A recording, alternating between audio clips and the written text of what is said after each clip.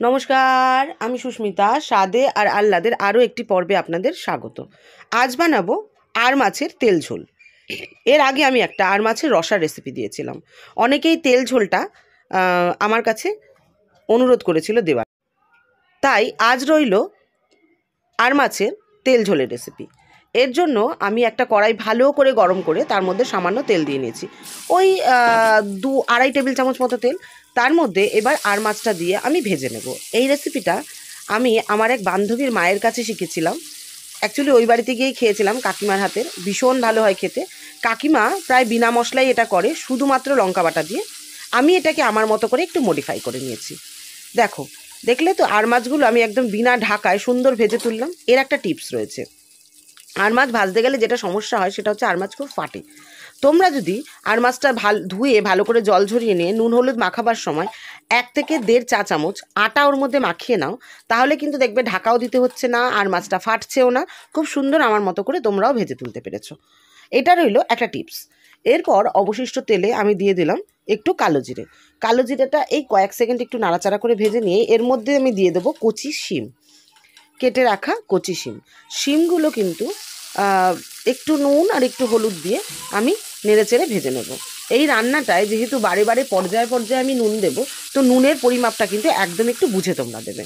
তো এই শিমের মধ্যে একটুখানি নুন আর হলুদ দিয়ে ভালো করে শিমটা একটু মজে আসা পর্যন্ত নেড়েচেড়ে আমি ভেজে তুলে নেব।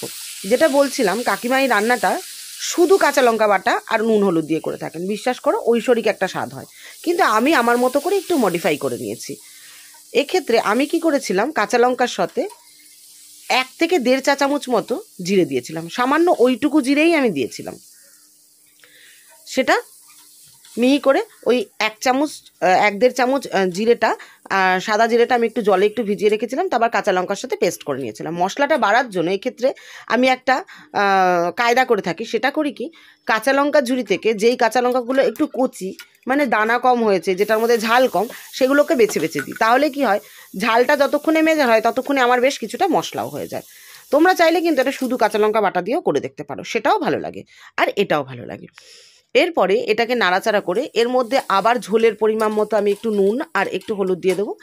যেটা মশলা কষাবার সময় আমি বলে থাকি, মাছের ঝোলের মশলা কষানোর সময় দেখো, নাড়াচাড়া করে যখন দেখবে কড়াইতে একটু লেগে আসছে, সামান্য একটু জল দিয়ে আবার একটু নেড়েচেড়ে করে কষে নেবে।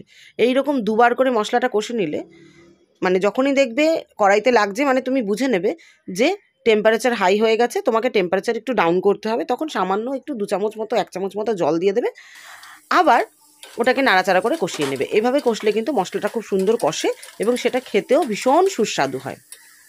আমি এক্ষেত্রে মিক্সির বাটিটাই একটু ধুয়ে নিয়েছিলাম, সামান্য একটু জল দিয়ে এটাকে ভালো করে নাড়াচাড়া করে আমি আর একবার এটাকে কষিয়ে নেব। এইবার যখন তেল উঠে যাবে, দেখো ঠিক এই পর্যায়ে থাকবে, তখন কিন্তু আমি ভেজে রাখা শিমগুলো এর মধ্যে দিয়ে দেব।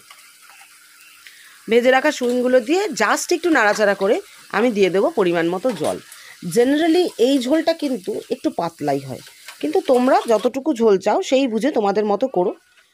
যাই হোক, এই নাড়াচাড়া করে শিমটাও মশলার সাথে একটু নাড়াচাড়া করে আমি কিন্তু এর মধ্যে দিয়ে দেবো একটু জল। চাইলে তোমরা আলুটা দিতে পারো, কিন্তু আমার মনে হয় আলু ছাড়াই এই রেসিপিটা ভীষণ ভালো লাগে। শীতকালের দুপুরে গরম ধোয়া ওঠা ভাতের সঙ্গে, বিশ্বাস করো, এই রেসিপিটা মানে ঐশ্বরিক একটা স্বাদ আনে। শীতকালের শিম, একটু ধনেপাতা এইসব দিয়ে। আর মাছটা তো আমরা বাঙালিরা পছন্দই করি। আমার বাড়িতে যেদিন এই রেসিপিগুলো হয়, সবাই চেটেপুটে ভাত খেয়ে নেয়, আমাকে ওই নিয়ে আর কোনো চিন্তাই করতে হয় না। দেখো, জলটা একটু গরম হলেই আমি মাছগুলো ছেড়ে দিয়েছি। আজকে মাছটা আমার কর্তামশাই বাজার থেকে এনেছিলেন।